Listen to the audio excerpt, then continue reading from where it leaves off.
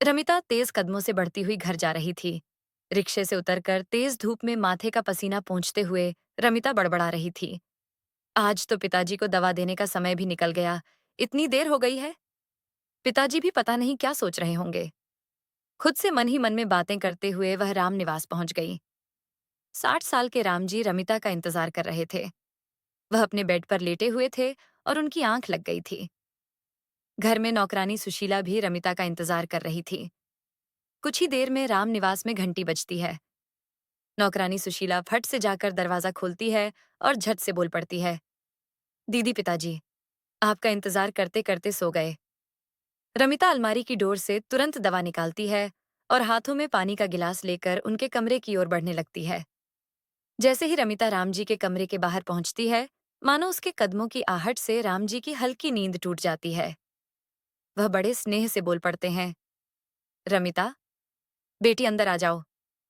रमिता सोच में पड़ जाती है कि हमेशा पिताजी मुझे कैसे पहचान लेते हैं कि मैं उनके कमरे के बाहर हूं। घर पर तो सुशीला भी है। रमिता दरवाजा खोलते ही अपनी मीठी आवाज में बोलती है, पिताजी, आप बिना देखे कैसे जान लेते हैं कि मैं हूं? रमिता ने बड़े प्यार से रामजी को दवा खिलाते हुए आदेश देते हुए लहजे में कहा, पिताजी आप भी हद करते हैं। मुझे अगर देर हो जाती है तो आप दवा क्यों नहीं खा लेते? रामजी रमिता के सिर पर हाथ फेरते हुए कहते हैं, बेटी, अब यह जिंदगी तुझे देखकर ही कटेगी। अर्जुन के जाने के बाद तू ही मेरा सहारा है। अर्जुन रामजी का इकलौता बेटा था जो आर्मी में तैनात था। एक आतंकवादी हमले में अर्जुन शहीद हो चुका था। इस घटना को 3 साल हो चुके थे, यानी यह 2021 में हुआ था, और उनकी याद में रामजी पल पल तड़पते थे। रमिता जो अर्जुन की मंगेतर थी, वह रामजी का ख्याल इस तरह से रखती थी जैसे उनकी बेटी हो। रमिता और अर्जुन एक दूसरे से प्यार करते थे। उनकी शादी होने वाली थी, मगर 15 दिसंबर 2021 का वह मनहूस दिन था जब अर्जुन एक आतंकवादी हमले में शहीद हो गया। अर्जुन की मौत के बाद रामजी अकेले रह गए थे। अर्जुन की माता का देहांत बचपन में ही हो गया था। रमिता का रामजी से गहरा लगाव था। यही वजह थी कि रमिता रामजी से दूर नहीं जाना चाहती थी। रमिता एक बेटी और बेटे दोनों का फर्ज कुंवारी बहू बनकर निभा रही थी। रमिता के पिता हरिप्रसाद 3 साल से उसकी शादी के लिए उसे मना रहे थे कि वह अपना घर बसाकर अपनी जिंदगी में आगे बढ़े। मगर रमिता की जिद थी कि वह शादी नहीं करेगी, वह रामजी की देखरेख करेगी। वहीं रामजी भी रमिता को अपना घर बसाने के लिए बोलते बोलते थक चुके थे, मगर रमिता अपनी जिद पर अड़ी थी। सुंदर, सुशील और हर काम में निपुण रमिता के लिए तमाम रिश्ते आ रहे थे, मगर उसके दिल में तो अर्जुन की सूरत बसी हुई थी। उधर रामजी हर किसी से यही कहते थे कि उन्होंने कोई बहुत ही पुण्य का काम किया होगा, जो उन्हें रमिता बेटी के रूप में मिली। वह हर दिन ईश्वर से उसकी खुशी के लिए दुआ मांगते थे। वह यही चाहते थे कि रमिता के हाथ जल्दी पीले हो जाएं। इतनी कम उम्र में उसने बहुत बड़ा दुख सह लिया था। शायद रमिता की जिंदगी में कुछ अच्छा होने वाला था। उसकी जिंदगी नए मोड़ की तरफ बढ़ने वाली थी जिसका अंदाजा किसी को भी नहीं था। रमिता समाज कार्य में दिलचस्पी रखती थी। उसने एक अनाथ बच्चों के आश्रम में काम करना शुरू कर दिया था। रमिता का समय वहां कब गुजर जाता, उसे पता ही नहीं चलता। वह रामजी को दवा और खाना खिलाकर सीधे आश्रम पहुंचकर बच्चों को पढ़ाने और उनके साथ खेलने में व्यस्त हो जाती। वह अपना गम भूल चुकी थी। रमिता का यह समर्पण आश्रम के ट्रस्टी के बहुत करीब ले आया था। वहां की ट्रस्टी सावित्री जी रमिता को बहुत पसंद करने लगी थीं। वह मन ही मन में उसे अपनी बहू बनाने का ख्वाब देखने लगी थीं। सावित्री जी का बेटा विशाल अमेरिका में एक अच्छी कंपनी में काम कर रहा था। सावित्री जी चाहती थीं कि उनका बेटा किसी विदेशी से शादी न कर ले, इसीलिए वह उसके लिए लड़कियां देख रही थीं। विशाल हर बार लड़कियों को रिजेक्ट करते हुए माँ से यही कहता था, माँ, तेरा यह बेटा किसी विदेशी से शादी नहीं करेगा। तू जहां चाहेगी तेरा बेटा वहीं शादी करेगा। माँ, बस मुझे कुछ समय आजाद रहने दे। मैं अभी शादी के बंधन में नहीं बंधना चाहता। सावित्री जी बस इस बार विशाल के भारत आने का इंतजार कर रही थीं। उन्होंने सोच रखा था कि इस बार वह विशाल की सगाई करवाकर ही उसे भेजेंगी। इधर सावित्री जी रमिता के परिजनों से भी मिलने जुलने लगीं, जिससे शादी की बात करने में आसानी रहे। सावित्री जी ने रमिता के परिजनों से रमिता का हाथ मांगते हुए उन्हें आश्वस्त किया कि वह उसे हमेशा खुश रखेंगे। रमिता के माता-पिता इस रिश्ते से बेहद खुश थे। वह बस रमिता की हाँ का इंतजार कर रहे थे। जब रमिता से इस रिश्ते की बात की गई तो उसने साफ मना कर दिया। रमिता के दिल और दिमाग में अर्जुन छाया हुआ था। रमिता के परिजनों ने राम जी से इस रिश्ते के बारे में चर्चा करते हुए उनसे आग्रह किया कि वह रमिता को समझाएं, क्योंकि रमिता उनकी बात कभी नहीं टालती। अगली सुबह जब रमिता राम जी के घर उनकी रोज की तरह दवा खिलाने पहुंची, तो उन्होंने समझाने की कोशिश की।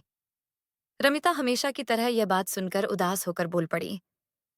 क्या मेरा यहाँ आना आपको पसंद नहीं है पिताजी? अगर ऐसा कुछ है तो आप बता दीजिए। मैं आपको तंग करने दोबारा कभी नहीं आऊंगी। राम जी ने यह सुनकर दुखी स्वर में समझाते हुए कहा, बेटी मेरी जिंदगी का क्या भरोसा। मैं आज हूं और कल नहीं। कब तक तू यहाँ ऐसे आती रहेगी? तुझे अब अपनी नई जिंदगी शुरू करनी चाहिए। बेटी तुम्हें क्या लगता है तुम्हें दुखी देखकर अर्जुन खुश हो रहा होगा? नहीं, कभी नहीं। उसके खातिर मान जाओ बेटी। आखिरकार राम जी ने रमिता को शादी के लिए मना ही लिया। उधर विशाल 1 महीने के लिए भारत आया। सावित्री जी ने विशाल के सामने रमिता का रिश्ता रखा। विशाल ने भी इस रिश्ते को हल्के में लेते हुए कह दिया, माँ, पहले मैं लड़की से मिलकर देखता हूँ। विशाल और रमिता की मुलाकात का समय निर्धारित किया गया और वह दिन आया जब दोनों का आमना सामना होने वाला था। रमिता एक साधारण लड़की थी। साज श्रृंगार से उसे ज्यादा लगाव नहीं था। अर्जुन के जाने के बाद वह सब कुछ भूल चुकी थी। रमिता ने माँ के कहने पर गुलाबी रंग की साड़ी और हल्का मेकअप किया। हमेशा की तरह उसने अपने बाल खुले हुए ही छोड़ दिए थे। वह बेहद खूबसूरत लग रही थी। रमिता अपने परिजनों के साथ एक होटल में पहुंची, जहां विशाल अपनी माँ के साथ पहले से ही मौजूद था। विशाल और रमिता ने एक दूसरे को देखा और फिर मुस्कुराते हुए नमस्ते किया। सब कुछ बेहद औपचारिक चल रहा था। विशाल रमिता को निहार रहा था, मगर बेहद रूखे अंदाज के साथ। उधर रमिता बहुत ही झिझक रही थी। तभी विशाल ने रमिता के सामने सवाल किया, आपको तो पता ही होगा, मैं अमेरिका में रहता हूँ।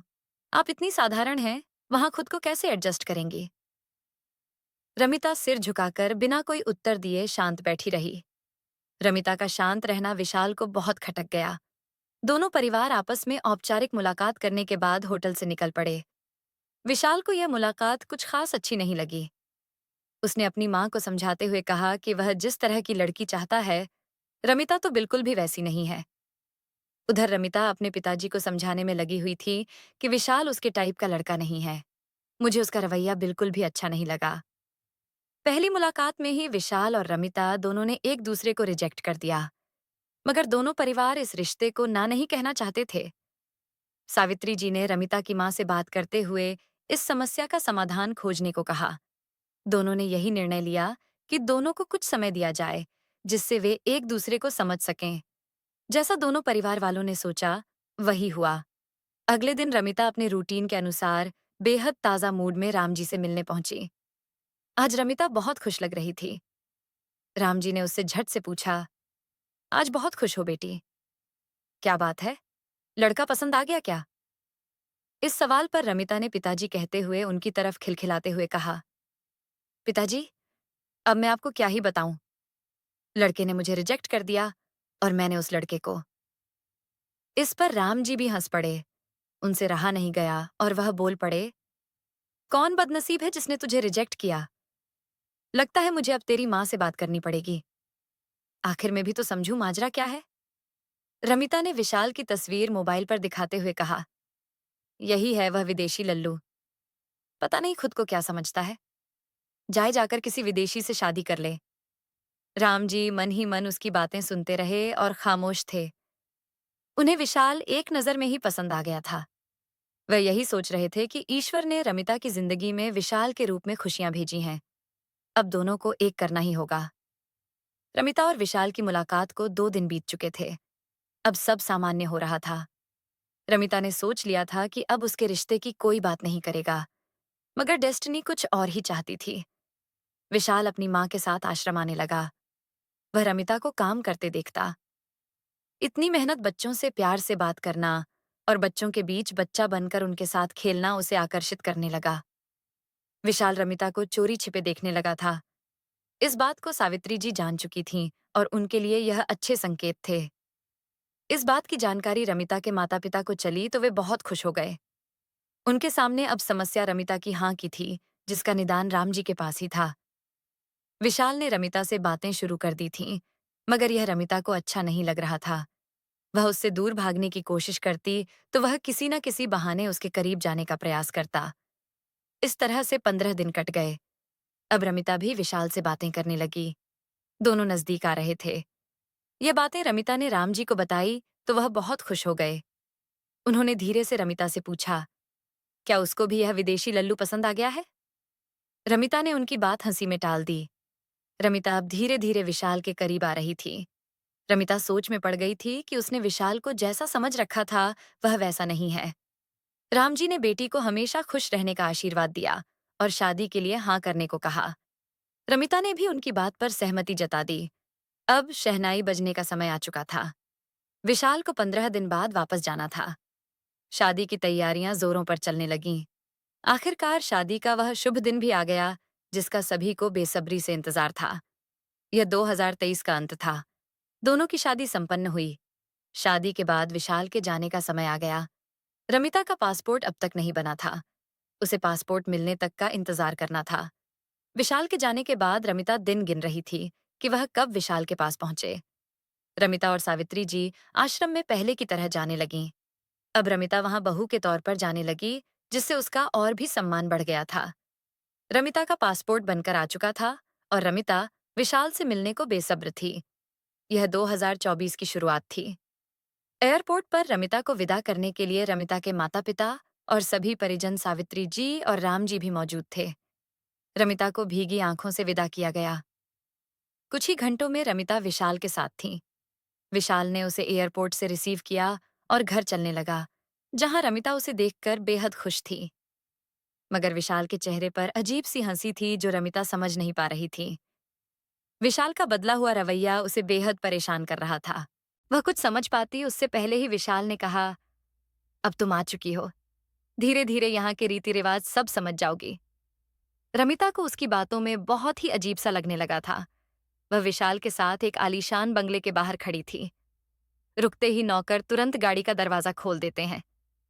रमिता भी उस बंगले को निहार रही थी कि तभी टेरेस पर खड़ी एक विदेशी लड़की पर उसकी नजर पड़ती है। वह विशाल से पूछ बैठती है, वह कौन है? विशाल उसकी बात को टालते हुए कहता है, अंदर चलो, सब पता चल जाएगा। रमिता घर में प्रवेश करती है। वह आलीशान बंगला अंदर से बेहद खूबसूरत था। सामने की दीवार पर विशाल और टेरेस पर खड़ी लड़की की तस्वीर टंगी थी। उस तस्वीर को देखकर रमिता का गुस्सा 7वें आसमान पर पहुंच गया। जैसे ही वह विशाल से इस बारे में पूछने के लिए पीछे पलटी, वैसे ही वह टेरेस वाली लड़की विशाल के गले लग जाती है। वह विशाल के गालों पर चूमते हुए कहती है, कितना मिस कर रही थी मैं तुझे। बहुत दिन लगा दिए। अच्छा हुआ कि तुम अपने साथ नौकरानी ले आए। अब रमिता को समझते देर नहीं लगी। वह खुद को ठगा सा महसूस करते हुए अपने हाथों की मेहंदी निहारने लगी, जैसे वह उसे चिढ़ा रही थी। हाथों में पहने लाल चूड़े चीख रहे थे कि तुम्हें धोखा दिया गया है। विशाल रमिता से कहता है, यहां तुम्हें कभी किसी चीज की कमी नहीं होगी। बस आराम से काम करो। वह हंसते हुए बोल पड़ता है, यहां ऐसा ही होता है। तुम्हें एडजस्ट करना होगा। और हाँ, इस बारे में अगर तुमने अपने घर वालों से कुछ भी बताया तो वापस भारत जाने लायक नहीं बचोगी। रमिता के जीवन में अब कुछ भी नहीं बचा था। वह एक जिंदा लाश की तरह हो गई थी। विशाल अपने कमरे में जा रहा था और रमिता उसे एकटक देखती रही। रमिता की उदासी कोई चुपके से देख रहा था। 7 समंदर पार भी कोई ऐसा था जिसकी नजरें रमिता पर टिकी थीं। वह जब पार्क में आती तो वह भी वहां मौजूद रहता और उसे चुपके से देखता। यह और कोई नहीं, विशाल का दोस्त जॉन था। जॉन रमिता और विशाल के बारे में सब जानता था, मगर विशाल को समझाने की उसकी हिम्मत नहीं थी। जॉन ने एक दिन रमिता से बात करने की कोशिश की, मगर रमिता ने उसे अनदेखा कर दिया और घर की तरफ दौड़ पड़ी। अगले दिन जॉन उससे फिर बात करने की कोशिश करता है।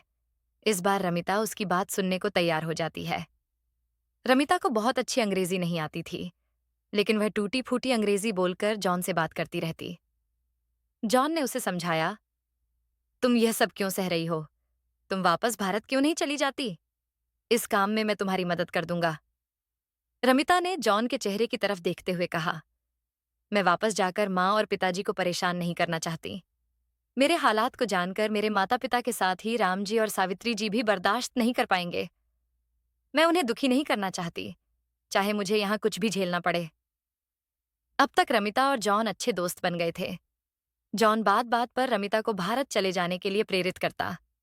वह रमिता को समझाता कि विशाल ने कई लड़कियों की जिंदगी खराब की है। अगर तुम चाहो तो उन सब का बदला लेते हुए उसे सजा भी दिलवा सकती हो। जॉन की यह बात रमिता के दिल में बैठ गई। अब उसने ठान लिया था कि वह विशाल को उसके किए की सजा दिलवाकर रहेगी। उसने जॉन की मदद से अमेरिका के विदेश मंत्रालय में एक शिकायत की। इसमें उसने अपनी शादी के सभी सबूत पेश किए। कुछ ही दिनों में इस मामले की जांच शुरू हो जाती है। पुलिस विशाल को अरेस्ट करके उससे पूछताछ करती है। इस दौरान पुलिस को कई ऐसी लड़कियों की शिकायतें मिलती हैं। लड़कियों का आरोप था कि विशाल ने उन्हें शादी का झांसा देकर उनकी अस्मत से खिलवाड़ किया है। मामला अब गंभीर हो चुका था। इसकी खबर मीडिया में भी आने लगी थी। अब बात फैल रही थी और विशाल की गिरफ्तारी की खबर भारत भी पहुंच चुकी थी। सावित्री जी और रमिता के माता पिता के पैरों से मानो जमीन ही सरक गई।